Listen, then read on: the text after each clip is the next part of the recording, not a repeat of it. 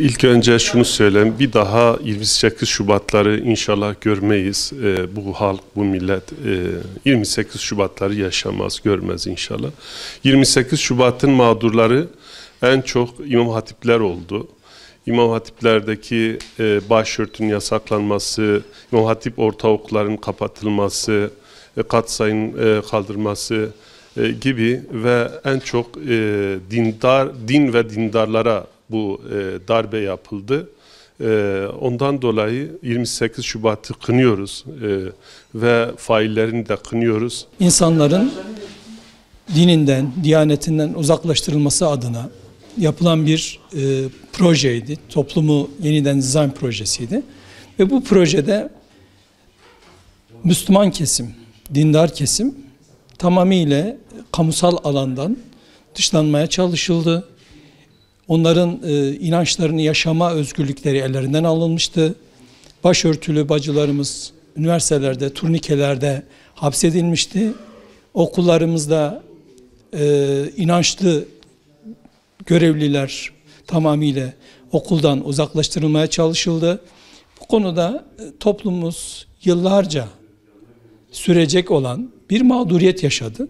Ve şu anda da 28 Şubat mağdurları maalesef hala 28 Şubat'ın dayatmaları sonucunda cezaevlerinde mahkum konumunda. Biz bunların mahsum olduğuna inanıyoruz çoğunun. Tamamıyla bir projeydi. Özellikle 15 Temmuz'da anlıyoruz ki FETÖ müthiş bir kumpaslar yapmış ve toplumu geren, toplumu birbiriyle çatıştıran noktalarda ayrıştırmacı bir durum takılmış ve bununla ilgili de komplolar düzenlemiş. Bu komploların bilinmesine rağmen hala 28 Şubat mağdurlarının içeride tutulmasını biz anlayamıyoruz. Bu konularda bir an önce mağdur ve mazlumların dışarı çıkarılması ve haklarının iade edilmesini istiyoruz. 28 Şubat bizim için aslında Türkiye halkı için şöyle bir dezavantajı var. Maalesef bir yüz karası, ülke demokrasiyle yönetildiğine inanıyoruz hepimiz ama maalesef 28 Şubat'ta insanların hem inanç özgürlüğü hem eğitim özgürlükleri alındı ve şu an belki ülkemizdeki krizin bir nedeni de oradan kaynaklanıyor. Sırf İmam Hatiplerin o zaman önünü kesmek için meslek liseleri mağduriyeti oluşturuldu ve tüm meslek liseleri atıl oldu. Bu atıl olduğundan dolayı Türkiye'de şu an kalifiye eleman bulunmamakta ve işletmeler bu teknik eleman sıkıntısını çok ciddi anlamda yaşamaktadırlar. Yine 28 Şubat'ta alelacele insanlar yargılandı, müebbet cezaevlerine giren insanlar oldu. Hayatlarında gitmedikleri yerlerde işlenen bir cinayetten dolayı hüküm yemiş ve şu an cezaevinde bulunan Müslüman kardeşlerimiz var. Daha sonra az önce söylediğiniz 15 Temmuz darbesini gerçekleştiren FETÖ terör örgütünün atadığı hakim ve savcıların atadığı insanları yargıladığı dosyalar maalesef hala o insanlar cezaevlerinde. Ergenekon ve Balyoz dosyaları büyük silahlar ve lav silahlarına kadar olmasına rağmen hepsi beraat etti. Yeni baştan yargılanma şansı verildi. Ama o dönemde yargılanıp hüküm yiyen insanlar hiçbir şey yapılamadı. Bu bizim için üzücü. Çünkü biz 28 Şubat'ın bitmesini istiyorduk. Maalesef bitmedi. Keşke bitseydi. Bu insanlar, suçlu olanlar cezaevinde kalsın. Hak ettikleri ceza neyse yargılansınlar ve bu cezalarını çeksinler. Ama suçsuz yere bir insanın iftirası ya da hiç hayatında bulaşmadığı bir suç nedeniyle bir insanın müebbetle yargılanan insanlar var ve 7-8 müebbet alıp şu an cezaevinde bulunan kardeşlerimiz var.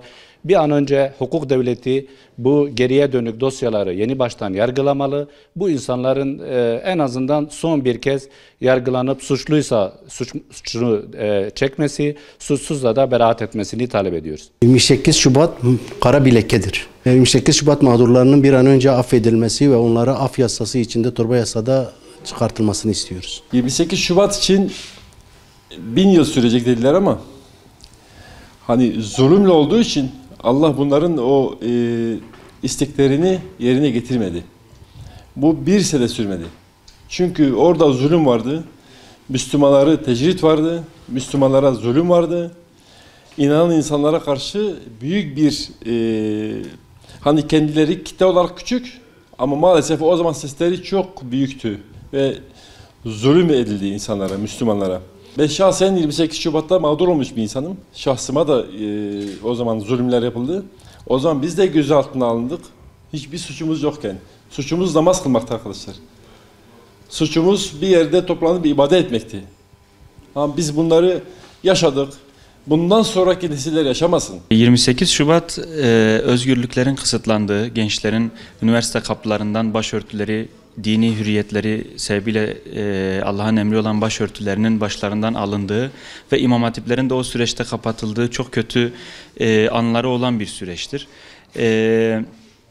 O süreçte birçok kardeşimiz kendi temel hakları olan eğitim haklarından mahrum kalmışlardı ve bu yüzden üniversite okuyamadıkları için iş sahibi olamadılar, memurluk yapamadılar vesaire, devlet kurumlarına giremediler.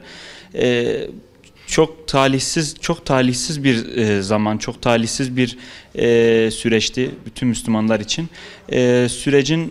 Sürecin o kadar yıpratıcı olmasının bir sebebi de insanların dini hürriyetleri sadece Allah rızası için taktıkları başörtüleri sebebiyle bu kadar yıpratılmaları ve bunun için kimisinin cezaevlerine düşmeleri olmuştur. Bu sürecin bir daha yaşanmaması ve insanların temel hak ve hürriyetlerinin kısıtlanmaması, eğitim haklarının ellerinden alınmaması ve Allah'ın emri olan vecibelerini yerine getirirken özgürlüklerin kısıtlanmamasını umuyoruz. Allah bir daha yaşatmasın diyorum. Allah razı olsun.